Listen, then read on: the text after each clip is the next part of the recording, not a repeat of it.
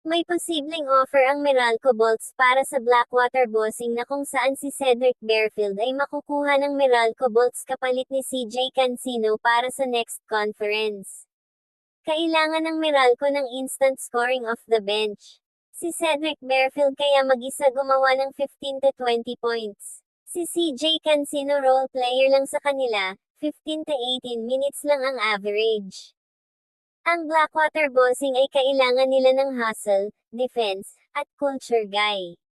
Si Cedric Barefield high usage scorer pero madalas solo yung laro.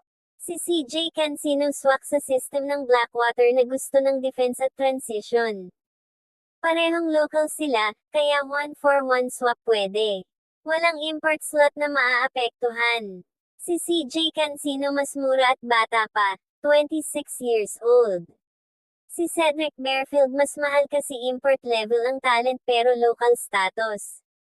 Ang Meralco at Blackwater ay nagkaka-trade na sila dati, madalas nagkakasundo sa role player swaps. Pwede mangyari itong trade kasi win-win on paper. Ang Blackwater nakakuha ng culture at defense, habang ang Meralco nakakuha ng scoring punch. Pero hanggang walang official post, treat mo muna as rumor. Kung sakaling matuloy ang CJ Cancino for Cedric Barefield trade, ito ang magiging epekto sa bagong koponan nila. Para sa Blackwater Bossing, ang epekto kay CJ Cancino ay mas malinaw na role na magiging primary defensive stopper at energy guy. Sa Meralco kasi 5th or 6th option lang siya sa offense. Sa Blackwater, aasahan siya sa depensa at transition. Mas maraming minutes ang maibibigay sa kanya ng Blackwater, dahil walang masyadong established na wings. Kaya niya maglaro ng 25 to 28 minutes imbes na 15 to 18 minutes lang sa Meralco. Swak sa culture si CJ Cancino dahil siya ay isang high motor, team first. Yan mismo hinahanap ng Blackwater sa mga player nila. Ang epekto kay Cedric Barefield sa Meralco Bolts ay magiging instant offense sa second unit ng Meralco, kulang sa shot creation pag nasa bench si Chris Newsom. Si Cedric Barefield kaya magbuhat mag-isa.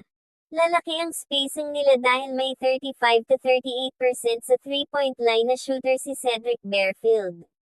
Mabubuksan ang lane para kay Bong Quinto, Cliff Hodge, at Chris Banchero. Sa clutch option naman kapag patay ang offense, may tatawagan sila para sa ISO play. Sa overall na epekto sa dalawang team, ang Blackwater ang mas mahirap kalabanan defensively at mas malinaw ang identity.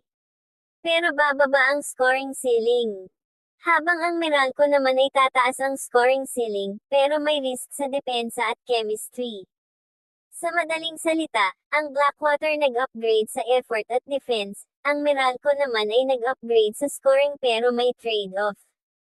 Kung sa CJ Cancino for Cedric Barefield trade, sa tingin ko ang Blackwater Bossing ang panalo sa ngayon.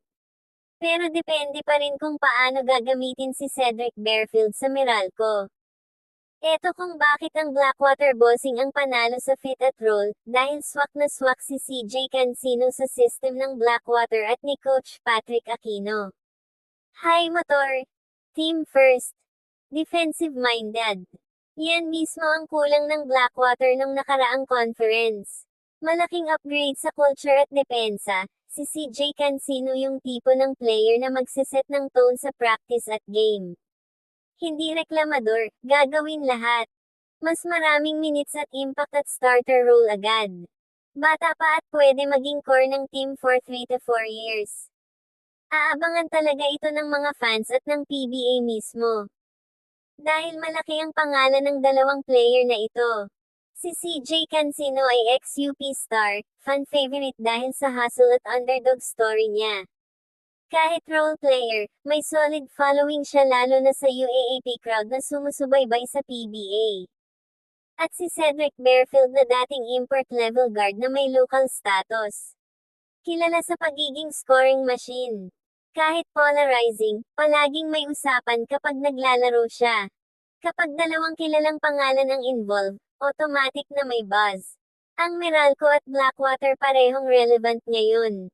Ang Meralco ay finals contender last conference. Lahat ng galaw nila sinusubaybayan kasi may chance sila manalo ng title. Ang Blackwater ay underdog team na gustong makawala sa seller. Kahit anong trade nila, sinusubaybayan. At yan ang ating topic ngayon, abangan na lang natin ang bagong update tungkol sa trade na ito. Kung may katanungan pa kayo tungkol sa ating topic, magkomento lang kayo sa ibaba ng ating video para mapag-usapan natin yan. At kung umabot ka naman dito, paki-subscribe mo naman ang ating channel para updated ka sa mga bagong upload natin dito. Yun lamang po at maraming salamat po sa inyo.